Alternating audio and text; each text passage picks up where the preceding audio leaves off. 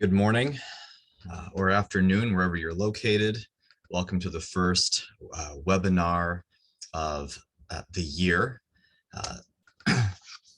We have with us today a very familiar person to both the foundation and the National Tribal Land Association, Ken Ryan. He's principal at KTGY, which is an architectural and planning firm with different locations across the United States. And Ken will be talking to us today about some of our bigger picture conversations about how to stay on task and how to think about your budget without compromising a vision, which is certainly a very important piece when we're trying to think about where we want to go in planning, generally speaking, but also in more specific arenas.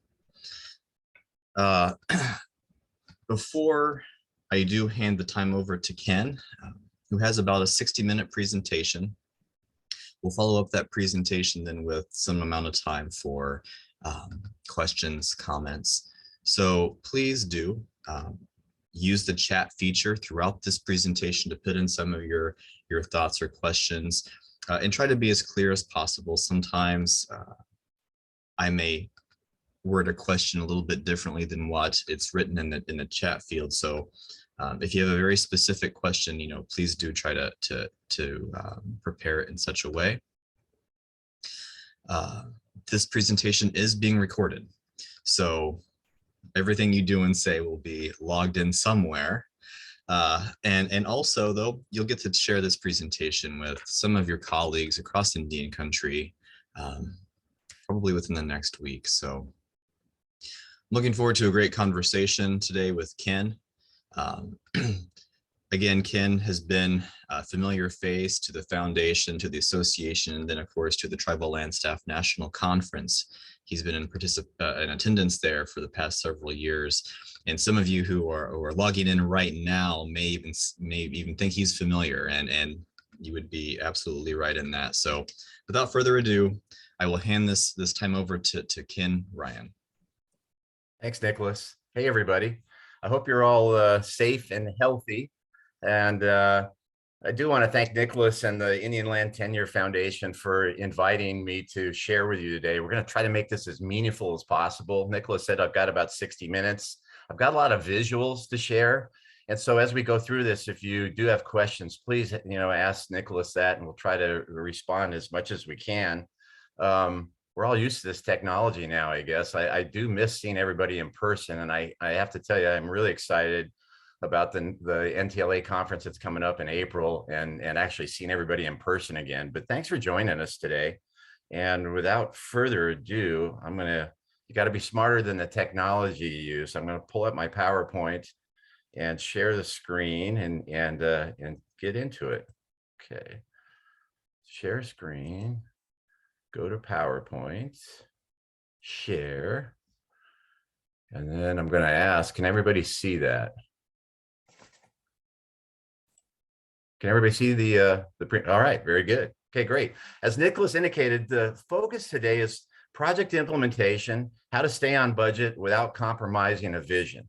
And thanks, Nicholas, for the nice intro. I don't need to really tell you who I am. I have been honored to be asked to speak several times at the NTLA conference. I work for Native American tribes across the country, and it's kind of one of my passions. I'm an urban planner, KTGY. It sounds like a radio station, but we are architects and planners, and I head up our planning group.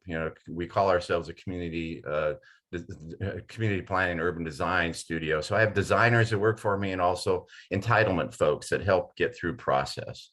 Our agenda today is going to focus on, you're going to hear these words a few times. We're going to focus on vision and what that is really, and we'll go you through how do you establish a vision. We're going to talk a little bit about flexibility to make sure that in the future you're responding to future market opportunities and things. And one of the things that I found in working with tribes is, in many cases, and this is for others also, that you want to right now go do something like, build a fueling station or a convenience store. And actually, we've got a case study today that is exactly that.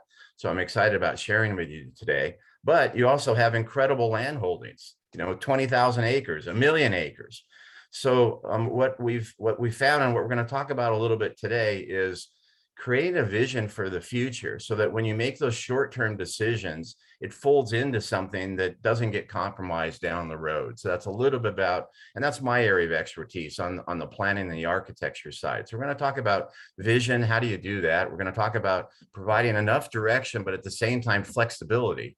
It doesn't mean you have to design and plan 20,000 acres, but have some framework for design so that when you're making short-term decisions, it folds into the future.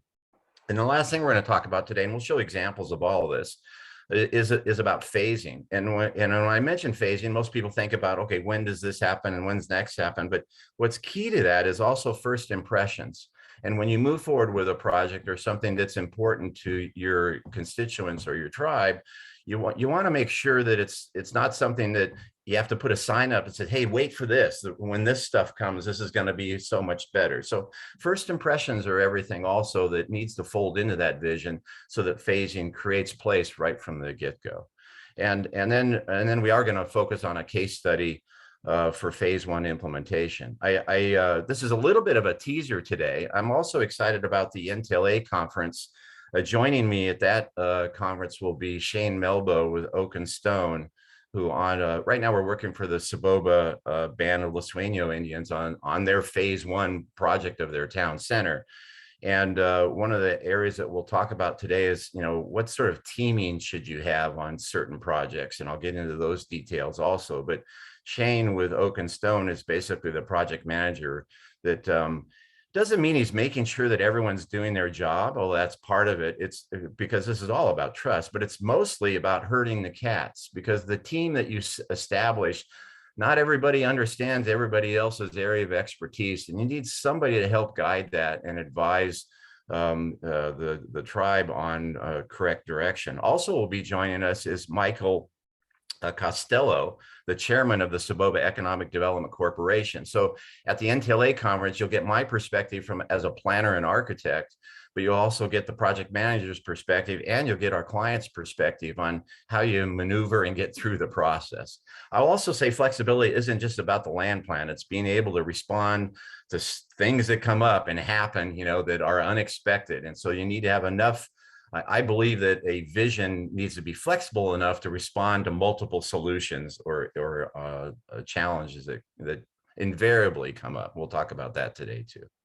Okay, so I'm going to move this screen. So the first few slides are about, okay, vision, what is that? That word gets bantered about quite a bit. I believe it's a framework for design, and no matter how large or how small a project is, these are sort of the key aspects about what, creates a vision. That is initially understanding the setting and the history of the site.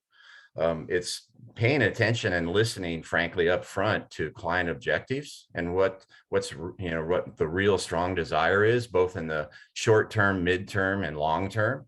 It's being smart about the market and financial awareness. I mean, everyone in our business is passionate about design, but it's got to make sense from a market capture opportunity and from the realities of financing and those considerations. The area we'll focus on today quite a bit is the design aesthetics. How do you create a place that people want to be? And we'll talk about that a little bit as well, but that's a key component about a vision, the aesthetics of the place that connect to that history and setting and make it authentic. And then I don't always say this, but it's particularly true for Native American lands. Leverage the land. One of the assets that predominantly, and sometimes it's seen as a constraint because you might be located somewhere that's far away from an urban setting, but leverage that. Leverage the land holdings that you have as a tribe for future, development or open space or whatever that vision is. Take advantage of it. And we'll talk a little bit about that today. We're going to talk about all these things today and how you get there. I've said flexibility and phasing already, and we'll pay attention to that too. And then last but not least, and this is the first thing that needs to occur, and that is you definitely need to listen. You've got to share information like I'm doing today, but you really need to listen and work at that in terms of making sure that you can move forward. So at the end of the day, everybody says, yeah, that's what I was talking about. That's where we were, the direction that we had asked to go. And we'll talk about some tactics and techniques that we've utilized in order to make sure that we're listening correctly in terms of how to move forward. This is a snippet of the case study. When we first were hired 3 years ago by the Saboba band, they were under some pressure in terms of timing and getting some approvals done. And I like this scenario anyway. It was right up front, communicate and share information and listen and establish trust. And, don't go off and start drawing your plans up until you've really had some communication and some dialogue about all of those things that I just mentioned in terms of helping to establish a vision. So we did an all-day design charrette. And again, we'll get into this in detail as we get through the case study, but what were the techniques that we used in order to really identify consensus on direction for the plan? Okay, this is something that I really believe strongly in. For those of you that have heard me speak before, I use this all the time, but I believe in it. I think a vision is part art and part science. So you've got to have the pragmatic side, that understanding the market and finance and function and access and circulation and drainage and environmental concerns and the context. Those are all really important. But the fun part to me and the interesting part is what's the art part? What are the aspects of a project, no matter how big or small, that touch your soul, that connect to the place? And that there's a series of design approaches, both landscape and hardscape and land use, that helps create a place where you like to be. And I like to ask people, like, the place, your favorite place that you like to go and where you want to be at, why is that? Well, it's usually there's elements that connect to the human experience and, sight and sound and smell, and uses that, yeah, they're pragmatic, they function, and it's part of the market. But boy, if you could have a bakery and you could smell chocolate chip cookies while you're walking down the street, those are the sort of things that create memories. Sometimes it's details also, and aspects that that people remember. My former firm, I remember, wasn't my project, but one of my partners did a project called Kierland Commons, north of Scottsdale. And if you ask me right now how many, it's a residential mixed use, development. But if you ask me how many units are there, I wouldn't really be able to remember. But what I do remember about that place is that all the trash cans are shaped like barrel cactus. And as you walk along the sidewalk, there's depressions that give the impression in the desert environment that when it rains, it captures the water. And there's water in Kierland Commons that sort of connects. And, that's the magic of that place. So sometimes details are very, very important about creating memories, and why that in the center of this graphic, a public space and an image and a soul and a beauty is why I want to be there. That's the magic between part art and part science. Even if you're doing a gas station, have the right signage and things like that connect to the place. Okay. So also, stuff happens. We started with a case study we're going to talk about today with Saboba. There was no pandemic, and we did that design charrette that I showed you, that early picture, and we're getting ready to move forward. And then a pandemic hit. And the picture on the right, we've had some weather with our construction as well. And if Shane was on this call, he'll share it at the NTLA conference, some of those challenges where we've gotten some a bit of weather through the process. You need to be prepared, and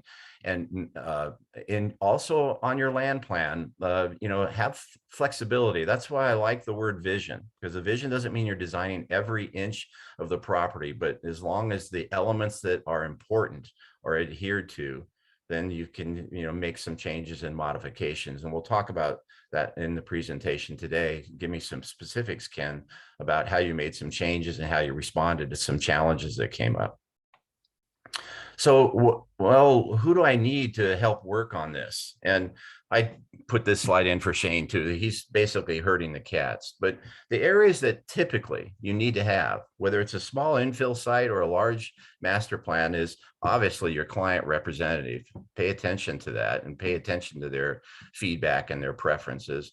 Urban planning, architecture, landscape architecture, that's the art part, but you need the pragmatic part as well. Civil engineering, a good base map, understanding sewer, water, and drainage, the financial and market side.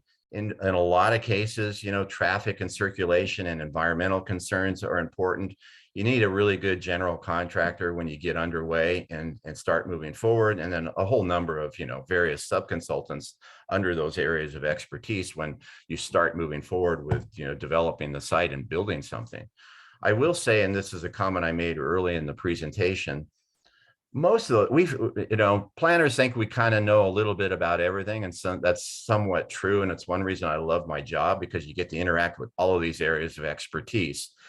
I will say that it is important to have a client representative on board. In the case of Saboba, it's oak and stone. And it's also important to have some context of the design at the very beginning. I've been very honored and fortunate that the Sabobas have kept me involved even as the project's getting built. I'm not an architect, I'm an urban planner. But typical what places, and I'll give you an example at KTGY even, we have basically 3 different types of architects. There's the initial design, there's the move forward with design development, which is more nuts and bolts about what you're building, and then there's the construction group. And that group is more about making sure that all the wires and everything goes where they're supposed to go. But as you move forward with a project, often a design issue will come up that goes way back to the beginning. And if you don't have somebody involved that sort of understands what the original vision and what that design was, sometimes those in the field decisions can compromise that. So it's really important to make sure that the vision gets carried through, and that there's some consistency to that, because all these areas of expertise, in some cases, they really don't know what the other guys do. They know their area very well, but you need somebody to herd the cats.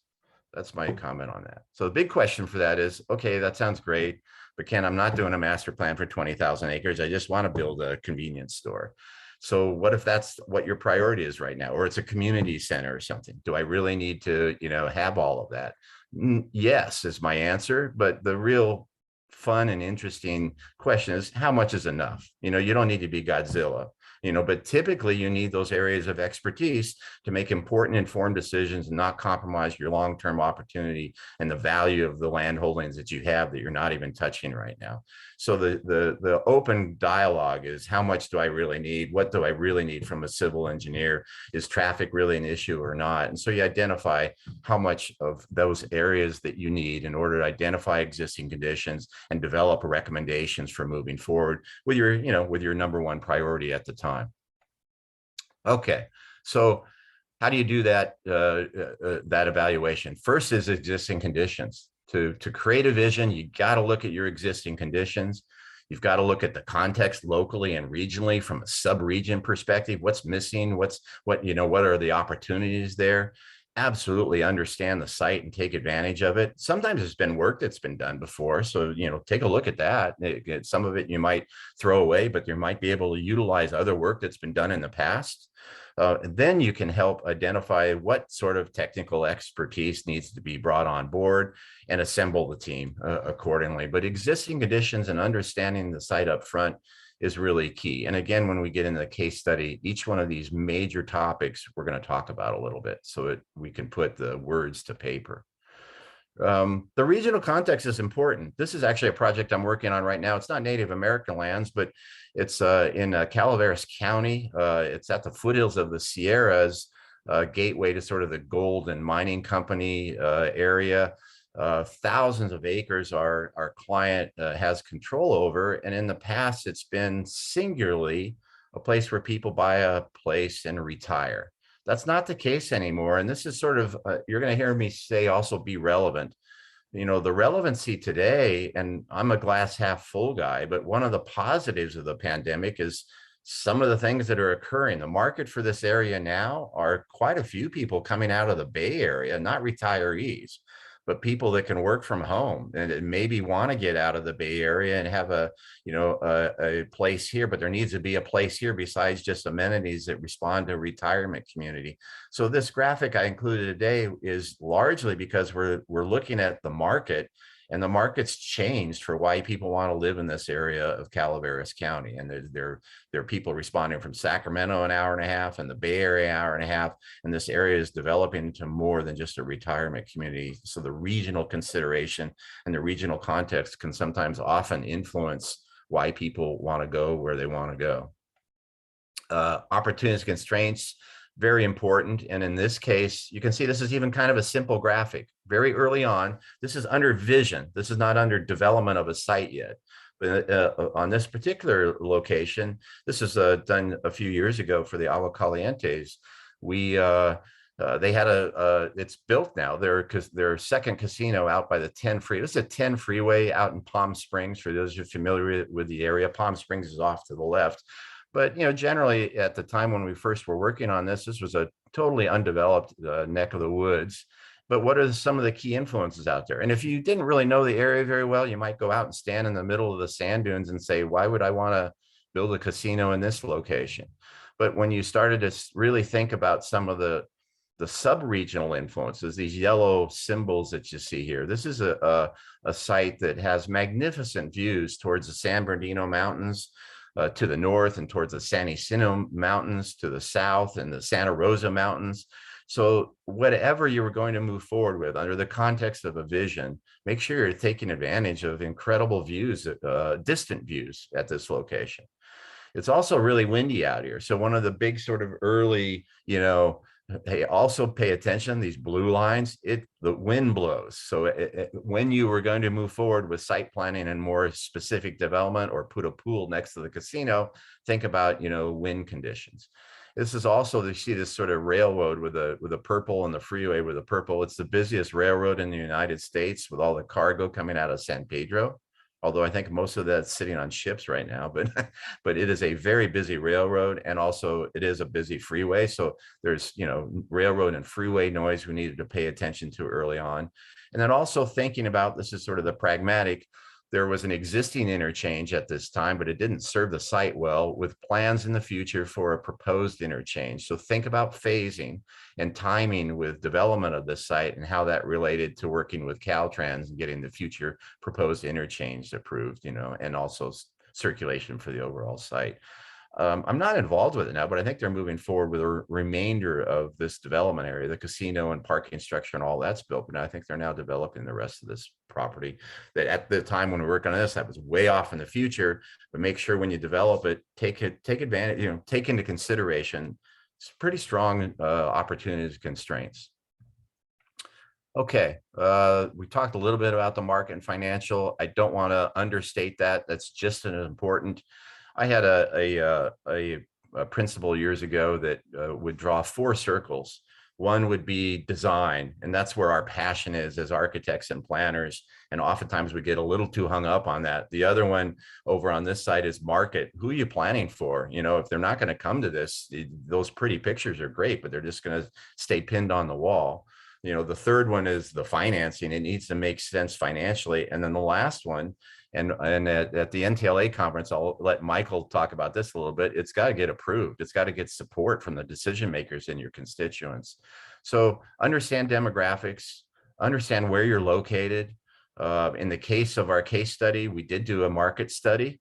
And also the tribe has been, in great detail, looking at their funding sources and how, we move forward with the vision for this property and sources and phasing. What I like out of the marketing report, you'll get you hire someone to do a marketing report and you get the backup and all the data. But what, as a planner, I really want out all that is the one page that says, right now in the short term, what are the uses that I could do here that would respond to the short term? I don't have it on this slide, but what are the things that occur in the next 5 to 10 years, and what are the things that we think might occur in the future? That gives us as designers pretty good guidance about putting up a framework of not identifying every single use that you might want to do, but having a circulation system and land use land uses that could be organized in a way that would respond to current and long-term market opportunities.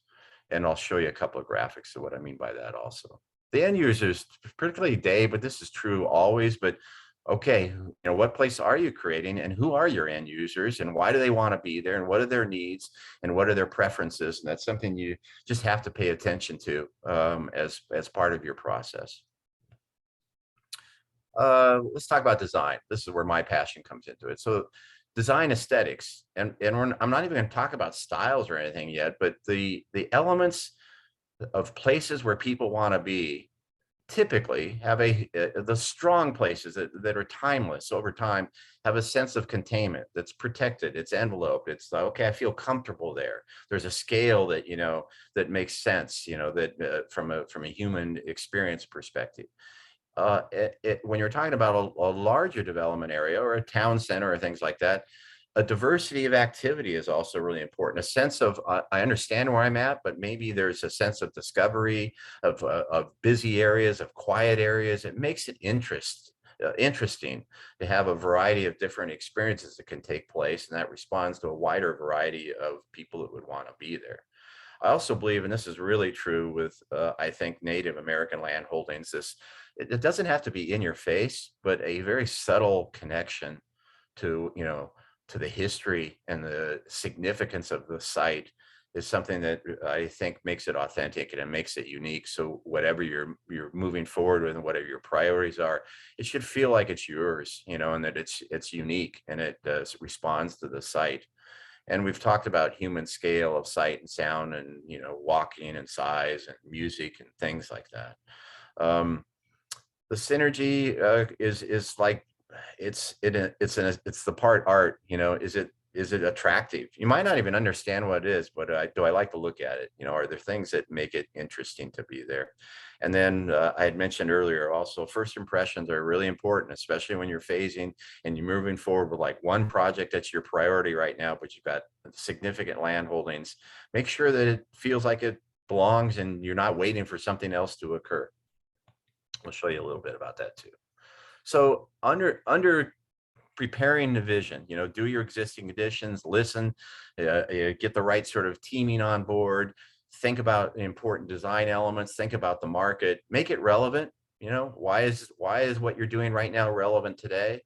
If you can incorporate more timeless design into the site itself, have that emotional connection that ties to the place and ties to who you are.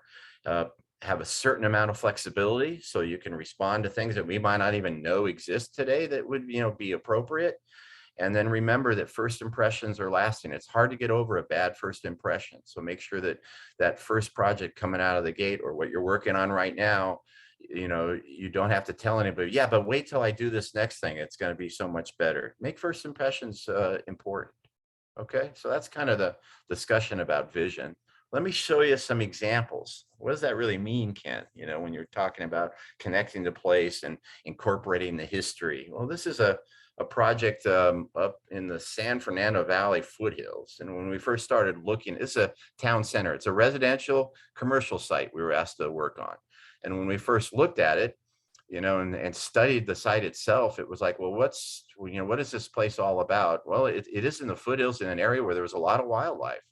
That's real. And so we started to think, okay, maybe we have some things that, and I'll talk about how you translate that. We explored some opportunities about maybe art in public places and along the landscape zone, or even in the town center, maybe there's footprints with paws in the cement or something like that. But animals were a big part of this region that we looked at. We also, as we started to dive into it, found out that a lot of old movies were made in the foothills here, and you'd see the Lone Ranger come running out of the rocks and things like that. So there were a lot of movies that were made in this area.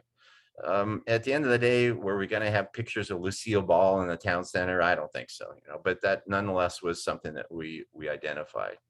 What started to really come out as part of this process was that there was beautiful landforms and rock outcroppings and vegetation that was unique that you don't find anywhere else in this subregion. And so that's what really started to tell us when we started to get in designing the town center, maybe we should be picking up on those colors and those elements. So you see this color palette. This was how we started to develop maybe recommendations for the built environment that should respond to what was there historically.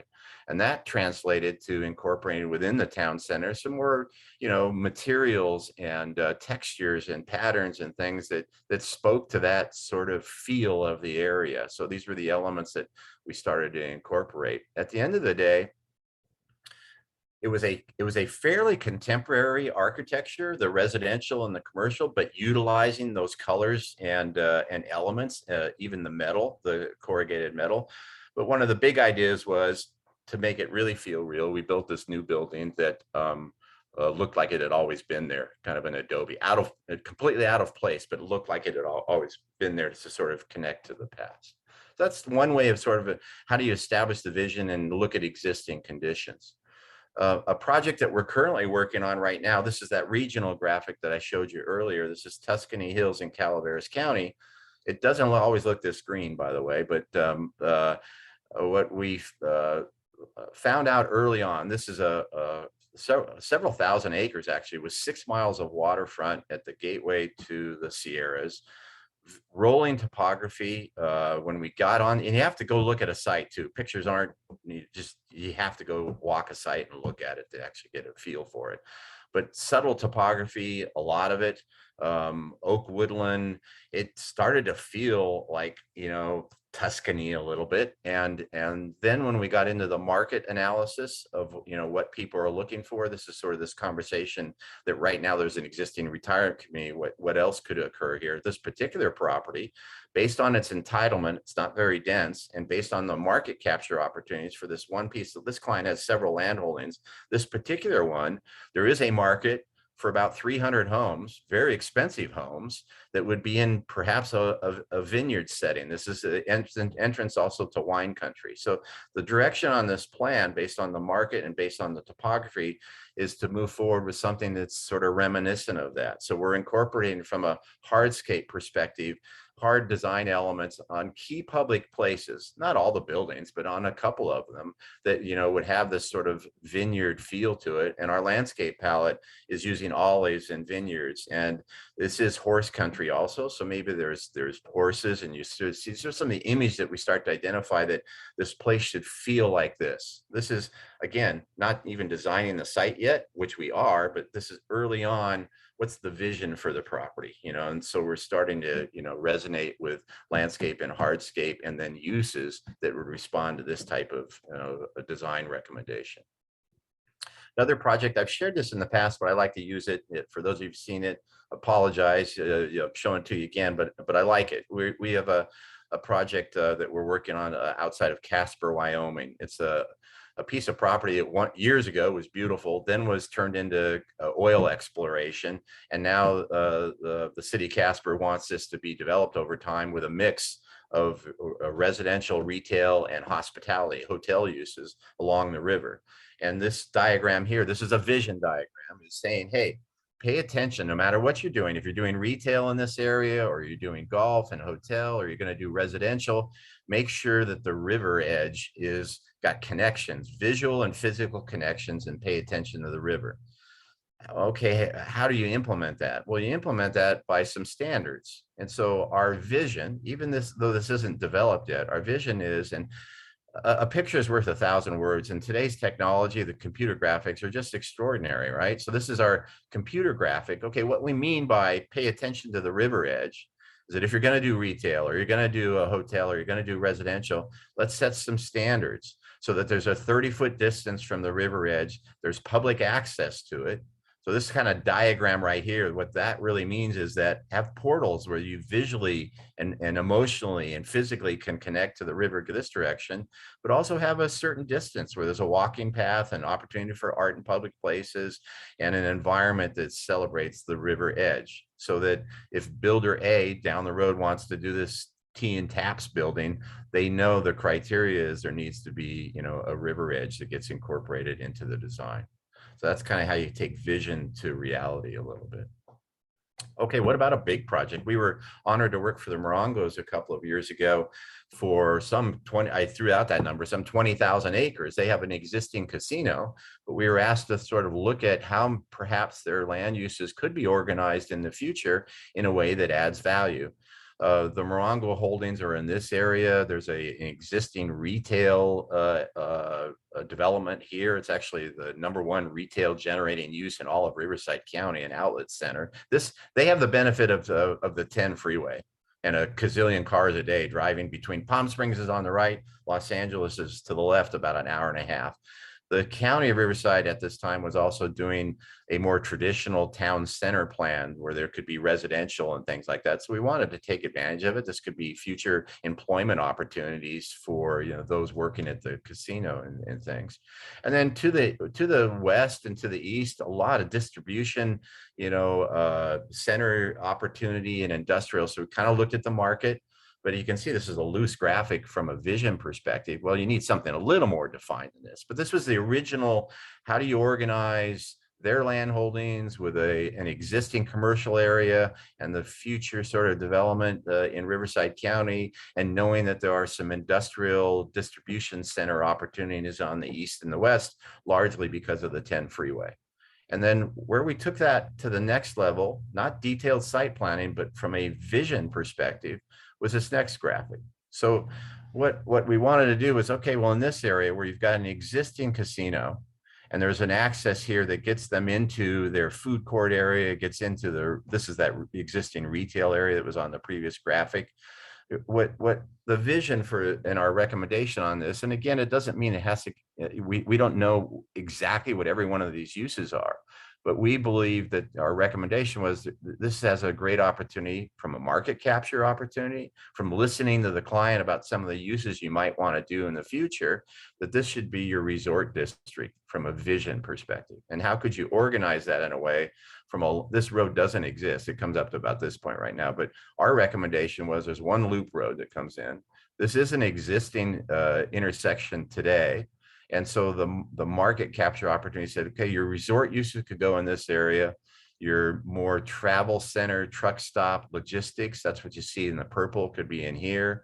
In this case, they also wanted a shooting range. So we identified where a shooting range could go and things like that. So we identified appropriate locations for future land uses that could make a lot of sense. One of the big recommendations on this, there had been a lot of earlier work on it and we took advantage of it and looked at it. But I think one of the earlier plans had 7 new interchanges. That's never going to happen out here. Nobody, it's too expensive. Our recommendation in the long run, there's so much going on here, was to have 1 new interchange though, just 1, and locate that in a manner that would have visual and physical connections to place. And so we identified where an appropriate RV park could go in the future. And we also identified an additional access to coming into the casino site and mixed use areas where if there was a business hotel that made sense or other retail uses, we've got logical development parcels for that. They don't have to be site planned yet, but they're the appropriate size. And then we, on a rendering perspective, this next slide I'm going to show you is at this intersection right here, looking back, doesn't exist, but this is the vision about how that new entry might look looking back towards the casino.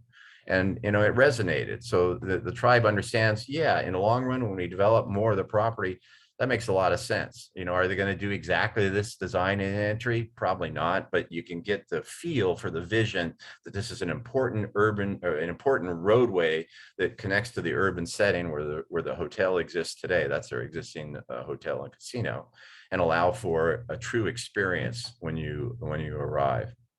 Okay. So there's just a couple of examples about how you take vision and start to develop some recommendations at that level. So let's talk about our case study. This is in San Jacinto. We're honored to be working for Saboba. This is the Saboba Economic Development Corporation that we're working for the Saboba Band.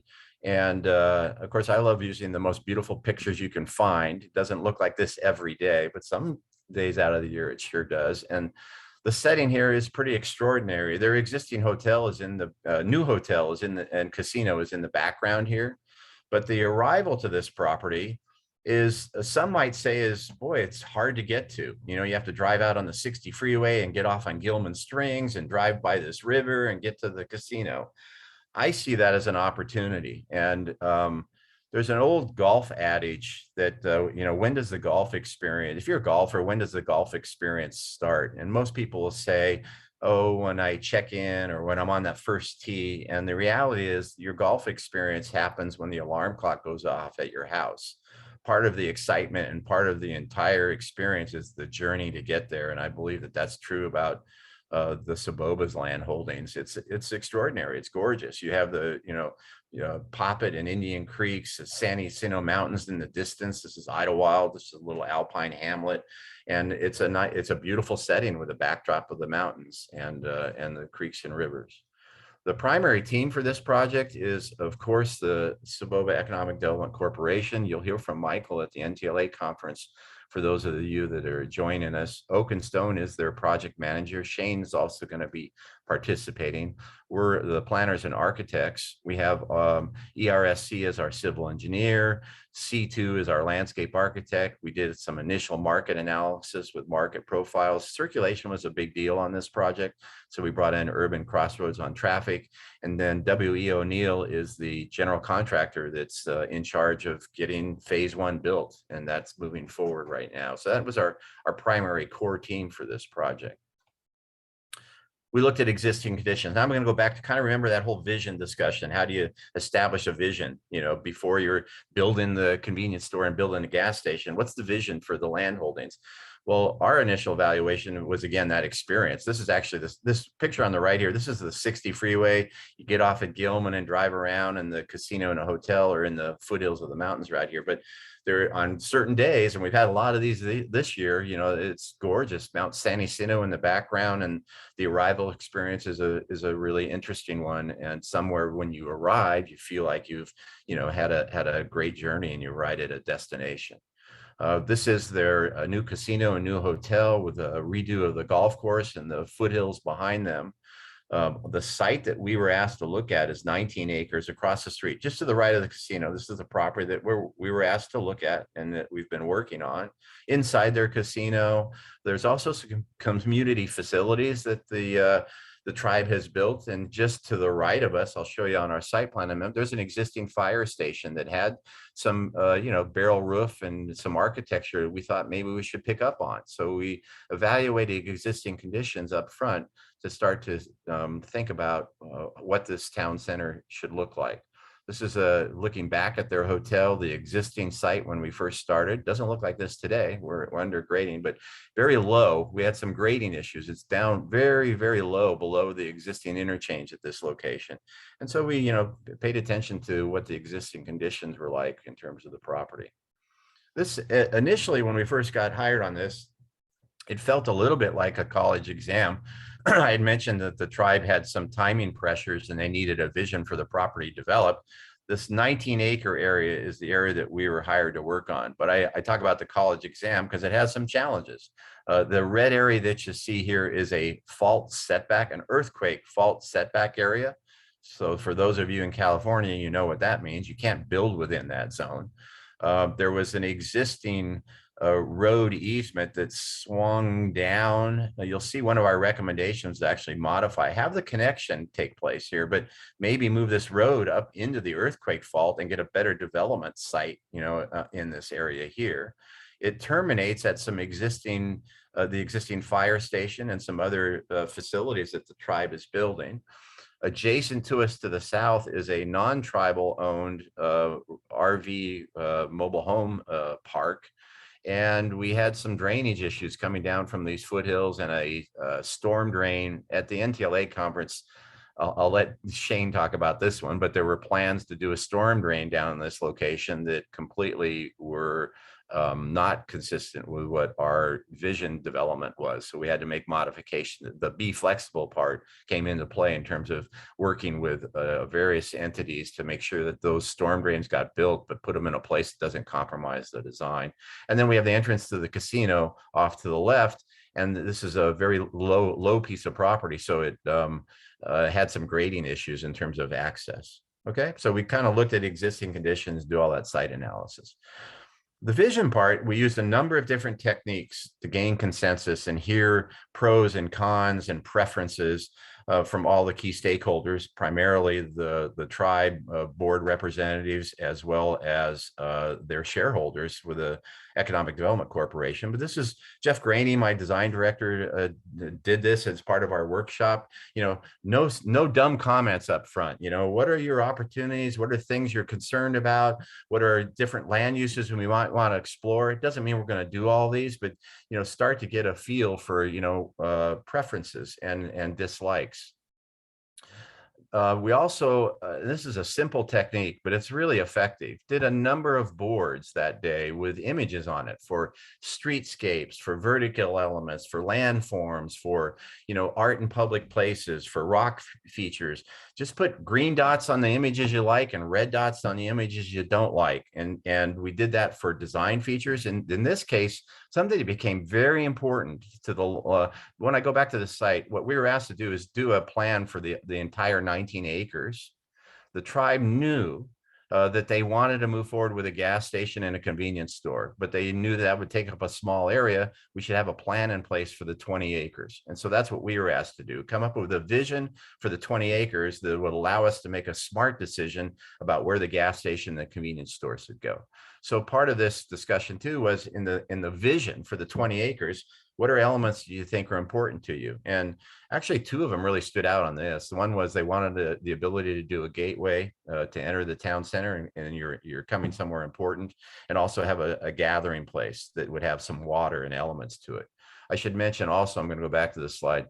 This the other sort of key elements is Lake Park Drive is the primary roadway coming across the river to get to the casino, but also Saboba Road is coming from the west. And this location right here is the first time where you see the casino. This is really the entrance further to this direction to all of the tribe's land holdings and the reservation.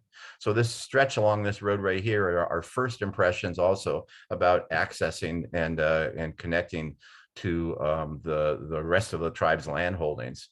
And the history of this site and the history of the tribe was very agrarian, with water being a huge component of why they located here in the first place, and growing crops and things. So the water element became important, and a gateway to represent sort of arriving at the tribe's land holdings was important to them. We did the same thing for landscape architecture. Green dots, red dots. Do you want it to be more formal? Do you want it to be more informal? Images that you like and don't like. And then we talked about why. And we did the same thing for architecture. Do you want something that's traditional looking, more farmhouse, like your existing, that's the old existing casino, something more contemporary. What came out of all this discussion, predominantly, they liked the heavy timber and sort of the barrel roof look. This was a vision direction for our architecture that the members wanted us to think about. And so these were helpful techniques. Not everybody feels comfortable talking about that. So we also used another tactic. It doesn't mean you have to do all of this, but we kind of wanted to get a really good sense. Not everybody feels comfortable raising their hand and saying, well, I think we should have, I think the gas station is the most important thing, or whatever, cultural connections. We used the Turning Point Technologies, which is a voting device that you don't even have to say how you voted. And you can put questions up on the screen and then have people vote, and you get instant reaction. So this particular question was, what do you think the most important design consideration for the project is? And it was pretty strong. Connection to the setting was important to the tribe, and so that started to help influence our priorities when we started to make some design recommendations. Ultimately, we came back with 3 different options that responded to all of that. And I do believe there are multiple solutions to implement a vision. So we came back with 3 different ways about how you might be able to organize that space as part of the town center. Absolutely accommodate phase 1, which would be a gas station convenience store, but how you could develop the rest of the site and not compromise that in the long run was a key component to looking at the 19 acres. We did a thoughtful evaluation of that in terms of how many buildings and how much square footage, and balance that with infrastructure and roadway and market and financial considerations. And we did the same thing for architecture, started to drop some, this is not hard architecture, but conceptual elevations about, how do you want this to perhaps look? This heavy timber craftsman at the bottom was the preference for the tribe. They liked the way that felt and looked better than the others. In this particular scenario, the Economic Development Corporation board took it to their shareholders, and we had them vote on preferences also. So we had good consensus from the board for the tribe, for the Economic Development Corporation, and good consensus also from the shareholders on this concept being the vision for the 19 acres. There's a couple things I wanted to point out on this. So, we knew we needed to have a gas station, a convenience store. There was capacity for additional retail because of the size of this area and parking, a car wash. And again, this all responded to short, mid, and long term, maybe down the road, a town center that had some of those water elements, those images that the tribe liked. And then interesting on this particular project, you can't build in that earthquake zone, but the tribe wanted a place where people could gather, where kids could gather, where families could be, where maybe you could have garden markets and splash pad and maybe hiking and other uses, but recreational uses that also would be attractive as a gateway when you come into their land holdings. There was a little sliver of area here where you could do one structure outside of the earthquake fault zone.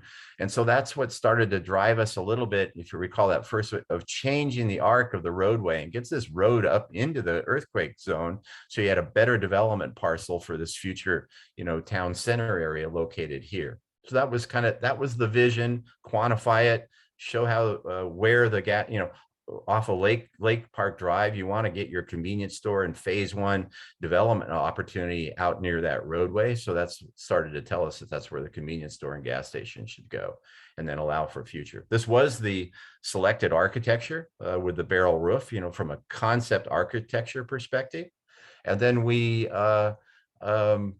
developed a rendering for that so that people could visualize, okay, I get it. So here's Lake Park, here's our gateway coming into the rest of the tribe's land holdings.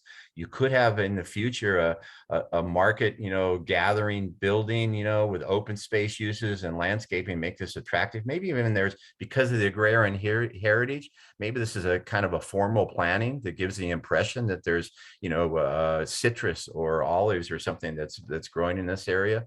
Show where the gas station and the convenience store could be located, and then the future town center, and in the distance, our adjacency to the RV park. That was the vision that got developed for the 20 acres.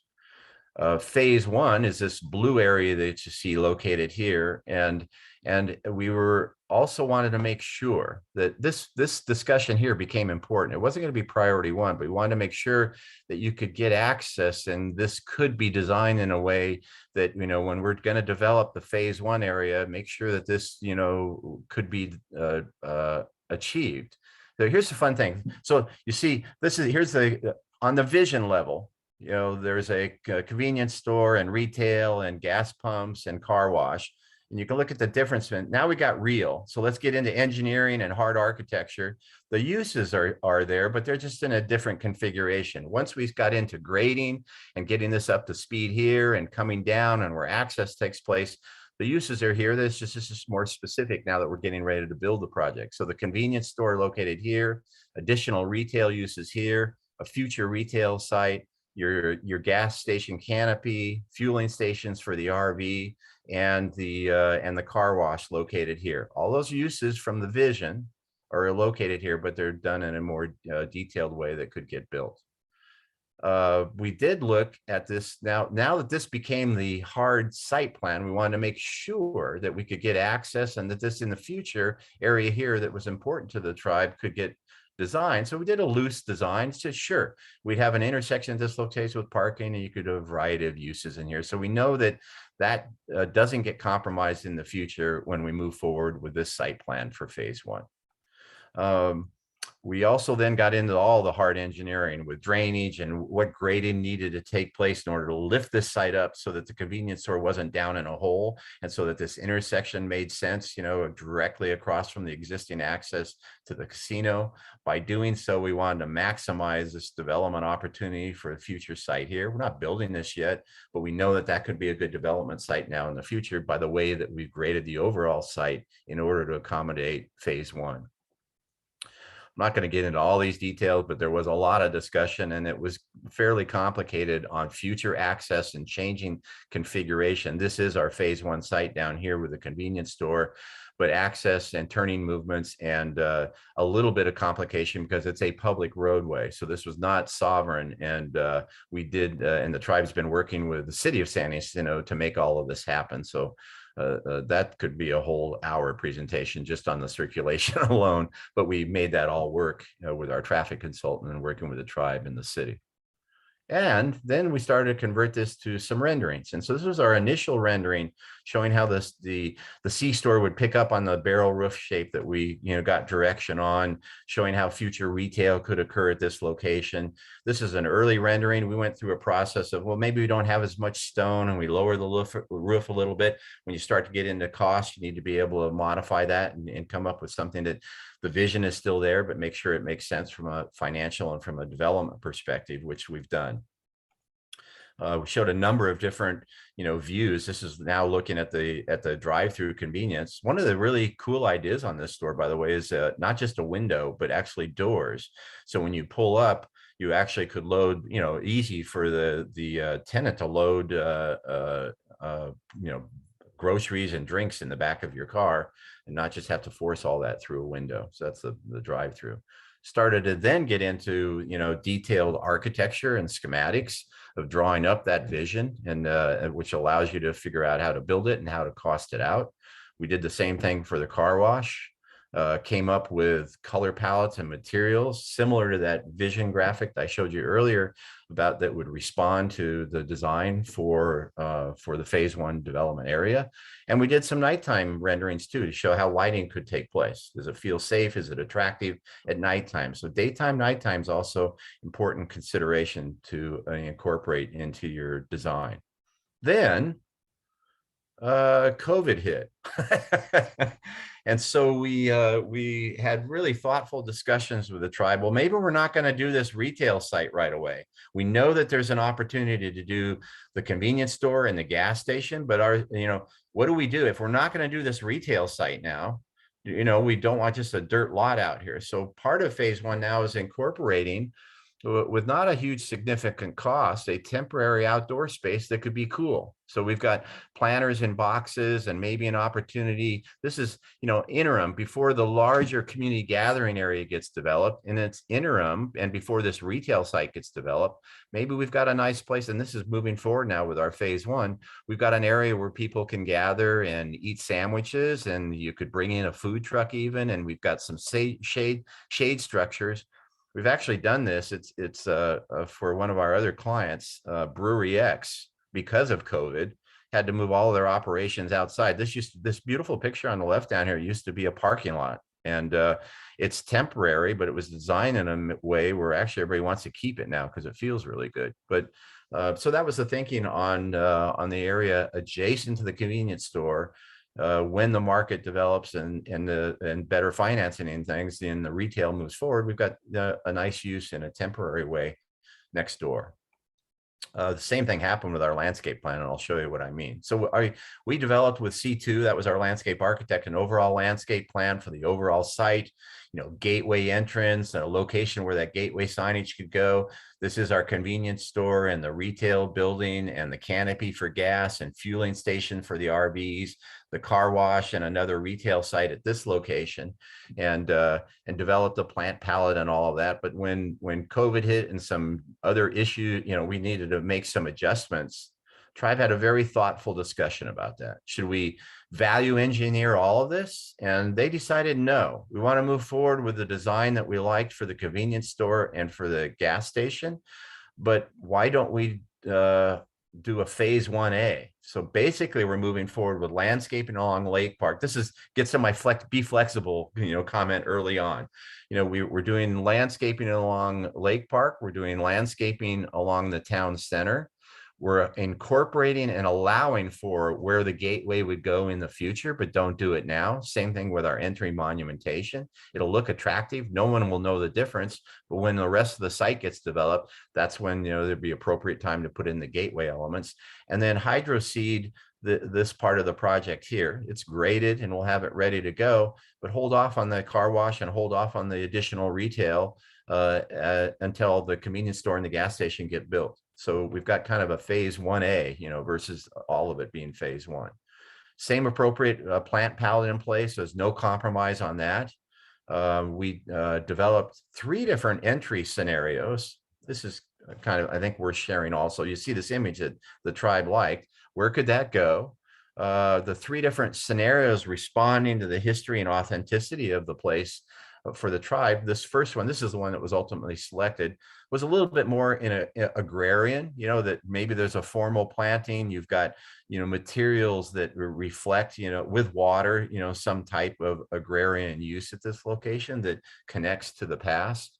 We did another scenario that was water is very important, to the tribe, but, maybe it's more like a stream. This is more expensive and still beautiful, but they decided to go with the agrarian concept. And or maybe there's one that's more of a fountain idea where there's 3 locations, all that. So we looked at 3 different options about how to occur. The tribe selected this one as to move forward with. On phase 1 development, though, we designed where this monument could go. We're not doing this as part of phase 1, but it's accommodated into the overall plan for phasing.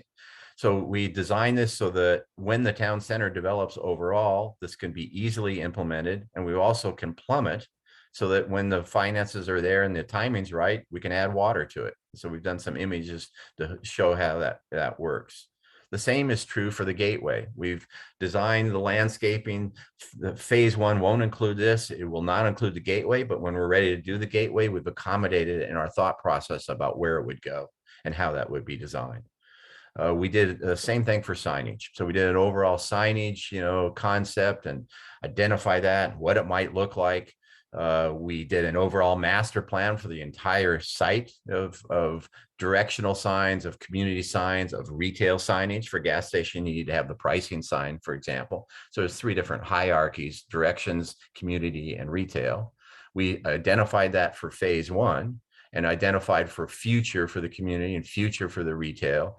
And then we basically had 1, 2, 3, 4, we had 5 signs located here, but we were also asked, what do we really need right now for the convenience store and the gas station? And what they need right now is the attractive but pricing sign for the gas station. So we did some initial concepts about what that might look like to tie into the long-term vision.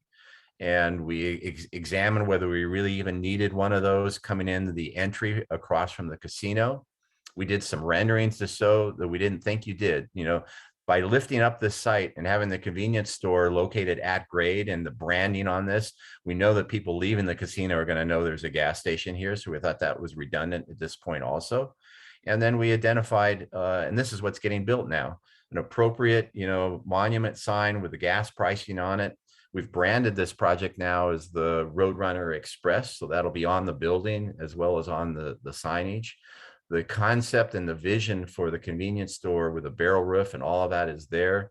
We've saved some money by lowering the roof a little and making adjustments on the amount of stone, and the vision's getting implemented. This sign right here will go at this location. So as you come up on Lake Park, you'll see the convenience store, see the canopy, and see the pricing sign in the landscape zone.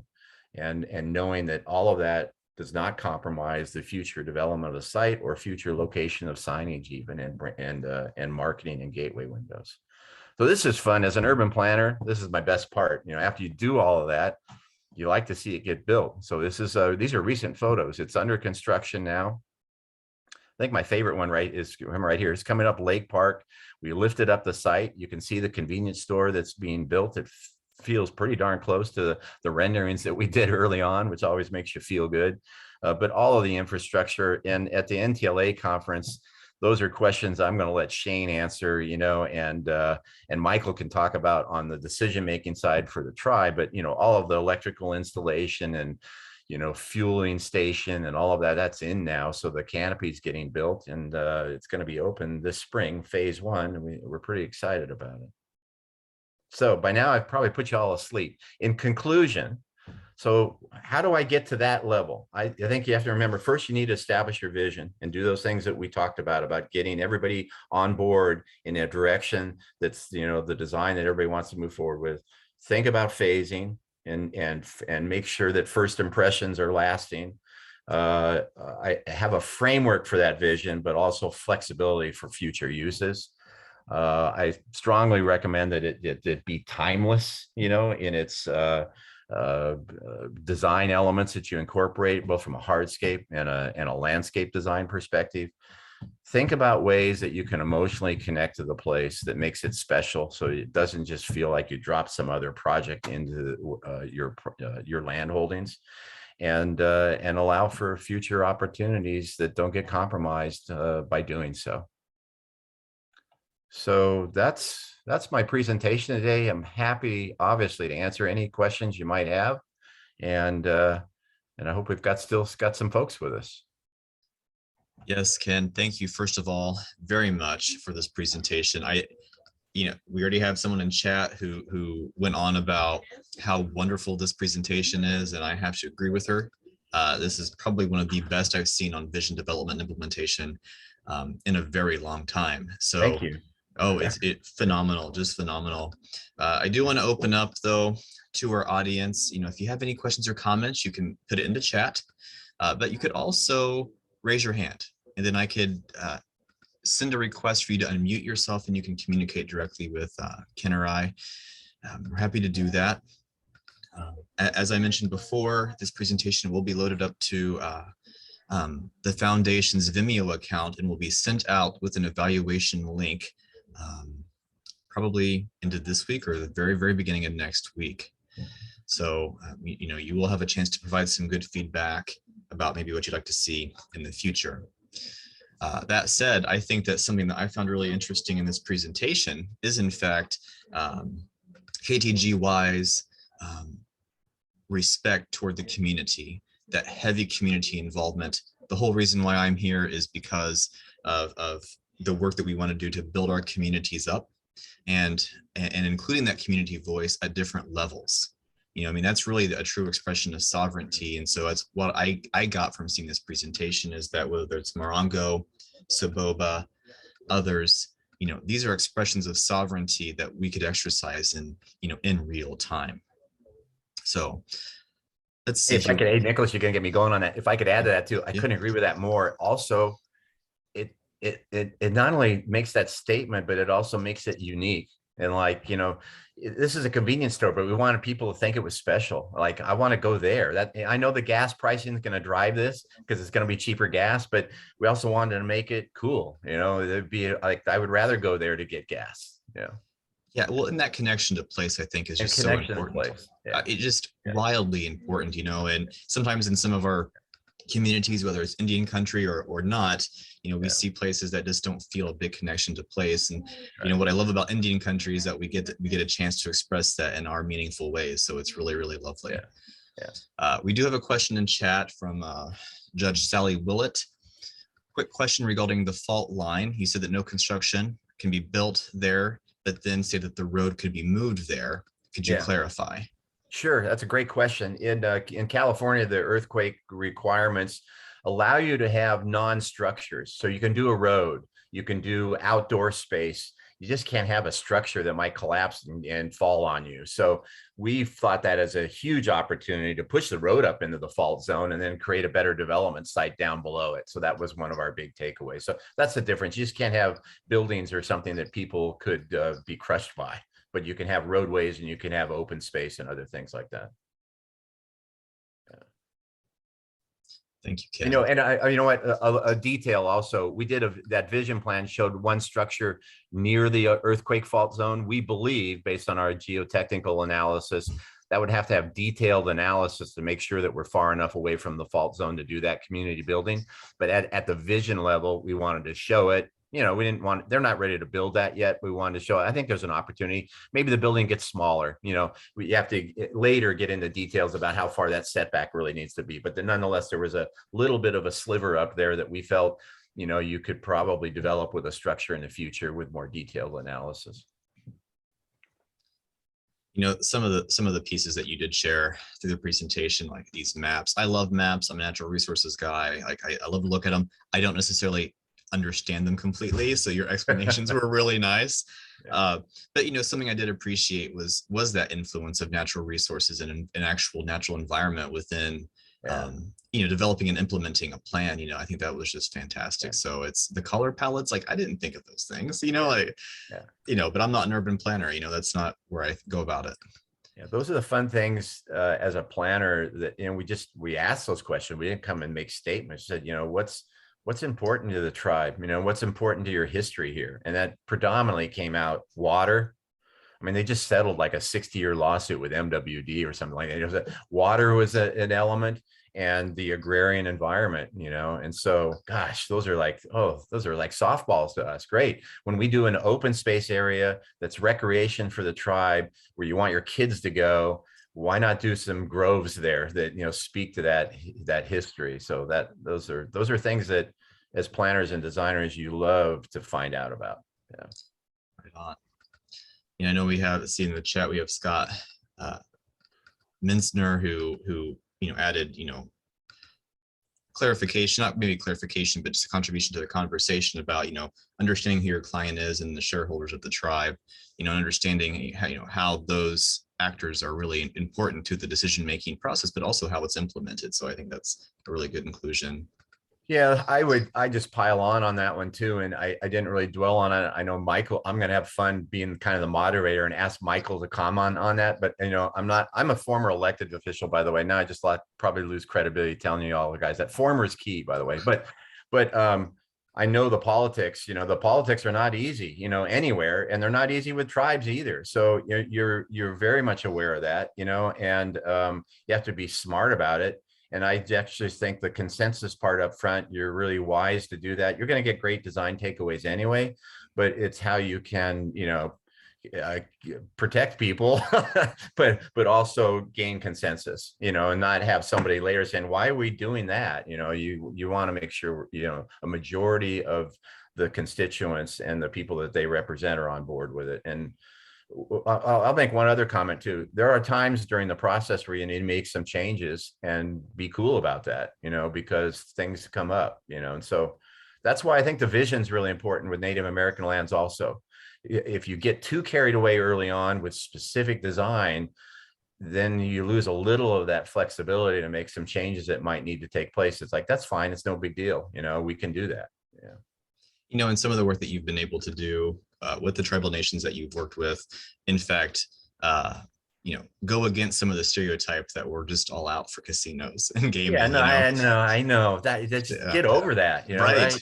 Yeah. I mean, even to this day, we have colleagues across, you know, Indian country and land offices who are encountering challenges with their local non-native communities because they think that there's going to be a casino, you know, and maybe there will be later. That's a sovereign decision, but at the same time, you know, it gets in the way. Well, I'll tell you, I think Michael would let me say this. I'll tell you one of the consensus, you know, when we did the consensus building, we didn't have everybody there all at the same time. You know, we had our client. Our client was a Soboba Economic Development Corporation. And so certain board members participated from the start to the finish.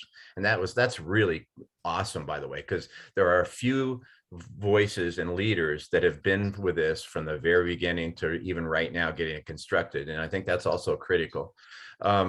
But when we did the design charrette, we, number one, I didn't come in like we knew it all. It was like, how do you guys think we should do this? They felt very strongly that we'd bring in different groups at different times. So we did do that. So we brought in the casino guys, you know, and said, what do they think highest and best use? Well, their vision for the town center, highest and best use, I don't want to throw them under the bus, but I will a little bit, was a parking lot. This should all be spillover parking. and we were very respectful of those comments, but that's not what the vision was for this Economic Development Corporation, of just making this a parking lot. So I totally get the politics, or wait, I should say I get most of the politics. But you've got to be flexible relative to that. And in some regards, maybe there is some spillover parking in the future somewhere else.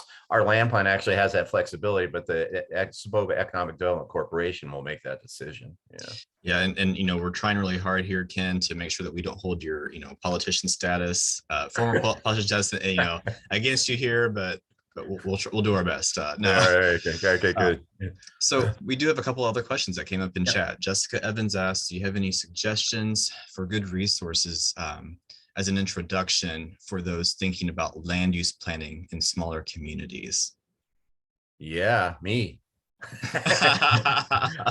I try to, I hope I didn't overemphasize large scale. I think no matter whether it's a 2-acre site or like a 20,000 acre site, you need to, and obviously the scopes are different, and budgets and things like that. But if that good resource for introductions to thinking about land view. Yeah, that's what Jessica, that's what we do. I'd love to chat with you if you've got some opportunity you want to explore.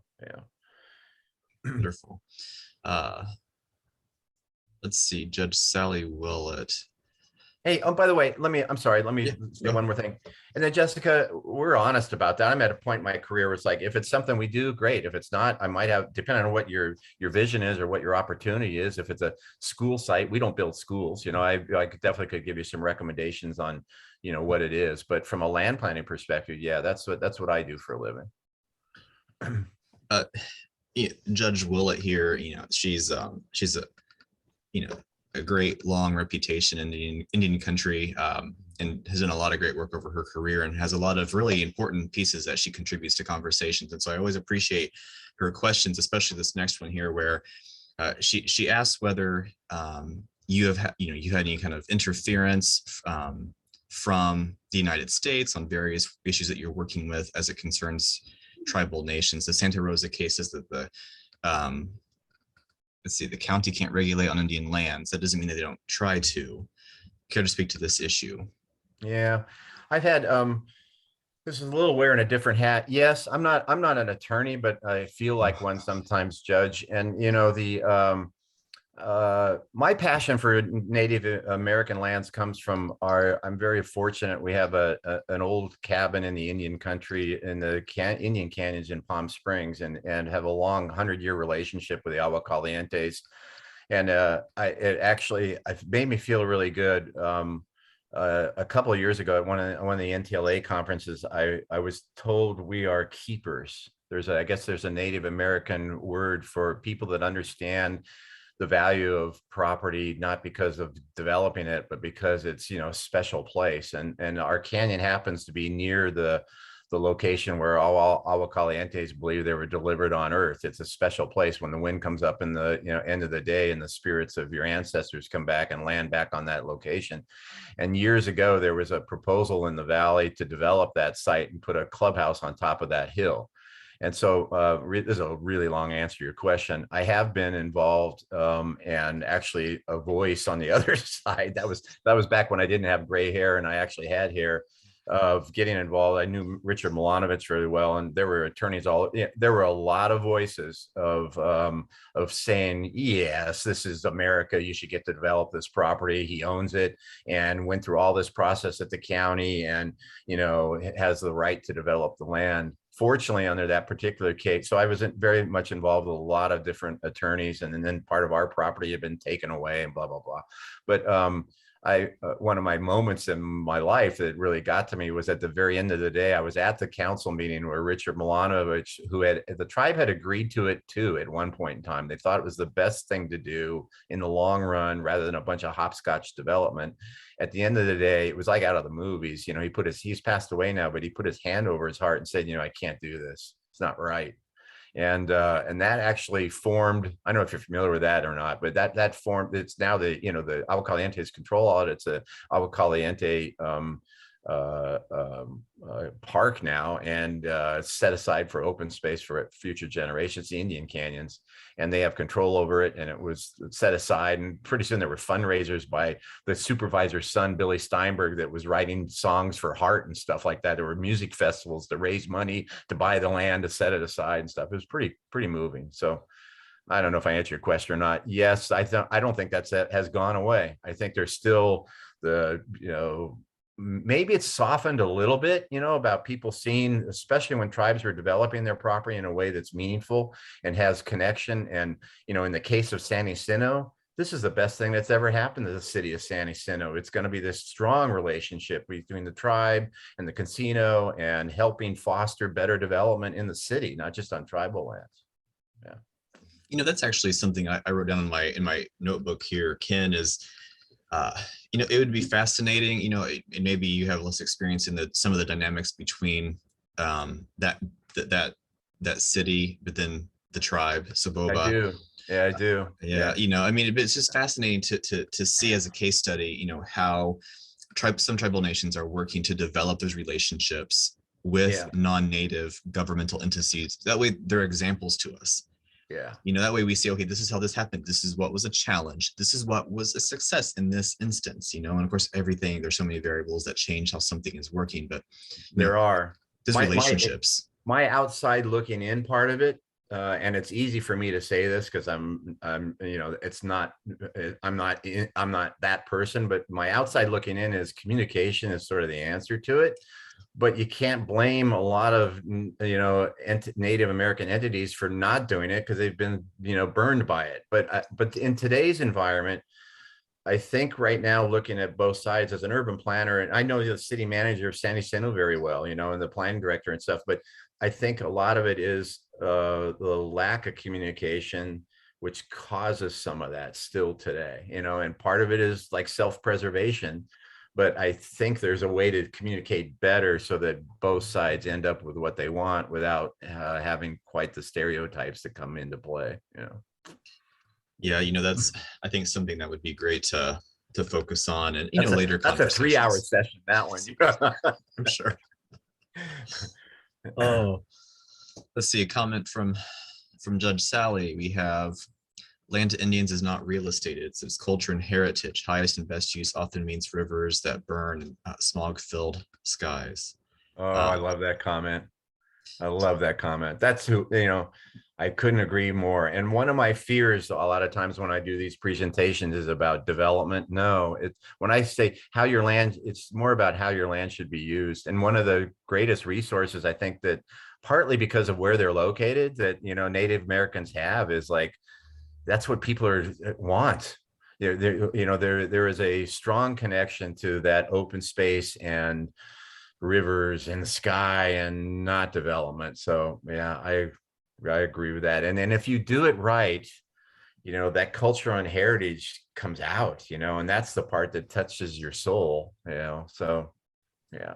And I think too, that is a good point. And here in Indian country, we're not a monolith. We're all different, and we all have different experiences with the federal government and how history has interacted with our own peoples. And so I think that those are important pieces to remember too as we try to plan. We're trying to build communities, whatever that looks like, and that means for recreation and culture and leisure, but also for economic development. And it's just so varied, but that's okay too. I think that's what makes it that's what makes us so unique, is that we could appreciate some of those pieces. I will say, it sounds a little trite, but it's sincere. The convenience building store and that gas station that you see, one of the reasons I'm so proud we're working on this is that I'm glad to hear it. It would have been easy to just do a square building, but part of the reason we brought this architecture and this idea to this was to be more organic and feel like it was connected to nature a little bit more. And so that's why we use the colors and the materials and the forms the way we did. Yeah, it's a convenience store and a gas station, but shouldn't that look more important than that if this is like a connection to, the tribe's heritage and culture? And that's and the Economic Development Corporation agreed with that. So that's why this convenience store and a gas station looks the way it does. Brilliant. there any other questions that or comments that we'd like to pose to Ken before we sign off for this session? Certainly, as you're thinking about that, or else typing a message, please do remember that you can meet Ken in person April 5th through 7th, 2022 at Mystic Lake Center here in Prior Lake, Minnesota. He will be presenting with some of his team members and community partners on these very topics. And if you've been fortunate enough to sit in on one of his presentations before, you know how pleasant it will be. So if you'd like to register, talk with your tribe or your offices, ntla.info. I'll write that down here in the chat box. Toggle yourself to the conference section, and if you scroll down just a very little bit, you're going to see the register here, and you can register directly online and be signed up for our conference. So thank you very much, Ken, for taking the time to present to our audience today. It was greatly appreciated. I just thank you, and I know how busy everybody is. Thanks so much, all of you, for participating and asking great questions. I hope I see you at the conference, and thanks for being part of it today. Appreciate it. Thank you. Have a good one, everyone. All right. See ya.